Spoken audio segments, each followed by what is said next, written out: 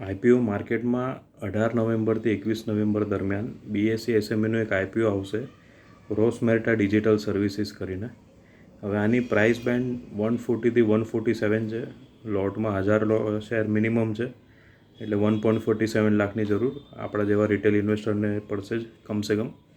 હવે આ કંપની શું કરે છે, એસેસરીઝ અને જે ઓટોમેટિવ કોમ્પોનન્ટ્સ હોય એમાં ડિસ્ટ્રીબ્યુટર તરીકે કામ કરે છે, પણ ડિજિટલી બધી સર્વિસ પ્રોવાઈડ કરે છે. હવે ઓલા ઇલેક્ટ્રિક છે, રોયલ એનફિલ્ડ છે અને કાર્સ24 છે, એ બધા સાથે આ કામ કરે છે. આ શું કરે, ઓઈએમ સાથે એગ્રીમેન્ટ કરે અને પછી એ રીતે કામ કરે. પણ એવું નથી કે આ કોઈ નાનકડું સ્ટાર્ટઅપ છે.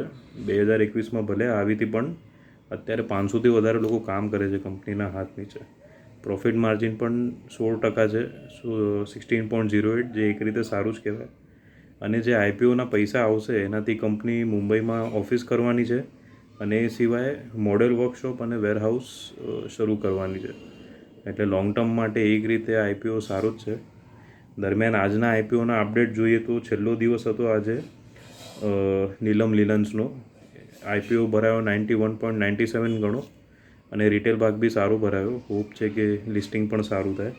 અને બીજું બીએસસી એસએમઈમાં આજે સબસ્ક્રિપ્શન ખુલી ગયું મંગલ કોમ્પ સોલ્યુશન્સનું.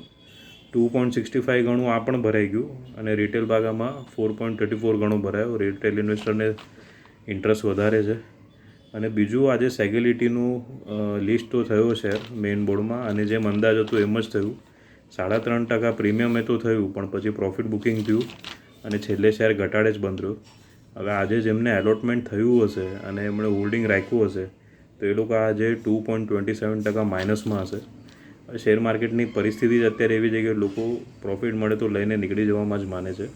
સેગ્યુલિટીના આઈપીઓમાં એવું જ થયું.